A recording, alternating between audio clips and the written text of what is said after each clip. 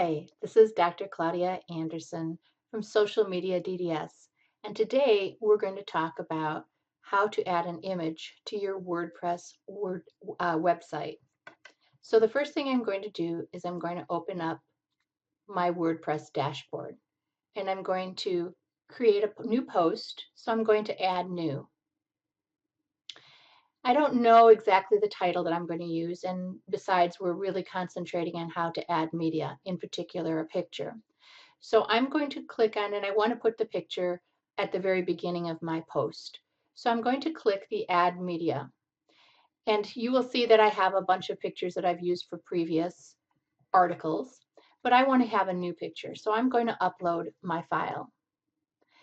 From that, I'm going to select Files, and I'm going to go to my pictures, and I'm going to pick this picture right here, and I'm going to open it. It's going to take a little bit of time before it loads. Once it loads, you'll see the thumbnail image here in your media list, and you'll see it over to the right where it says attachment details, and you can edit the image here. If you haven't edited the image in your photo editing software, this is an opportunity for you to edit. So sometimes if it takes too long to load, you know that the image is probably too large for your site.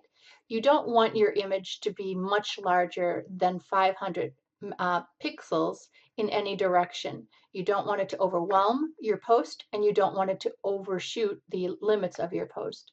So I can edit the image right here since I didn't do it in my photo editing software prior to this. What I want to do is I want to scale the image, and I want to keep the ratio the same so that it doesn't get stretched out or shrunk into out of a fashion. So I'm going to take the largest number, which is the height of it, and I'm going to change it to 500.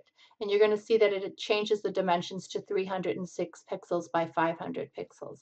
I can actually do it this way as well. If I want the width of it to fill the width of my post, I can do 500 pixels, and it'll be 500 by 816. I can click Scale, and now it has changed that aspect ratio, and I'm going to update it here. And now you see that it's 500 by 816. So now I'm going to go back to my original, and you'll see that it still says the original pixel size, but there's a little highlighted item under here called refresh, and I can refresh it, and now it reads my new edited size. Now I can insert this into the post. And there it is. Okay. Now, I highly recommend that you have associated with any post that you make a featured image.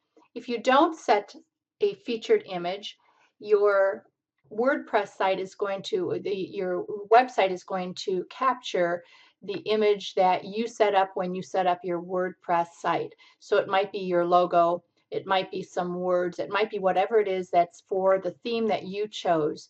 And that can tend to be a little bit boring.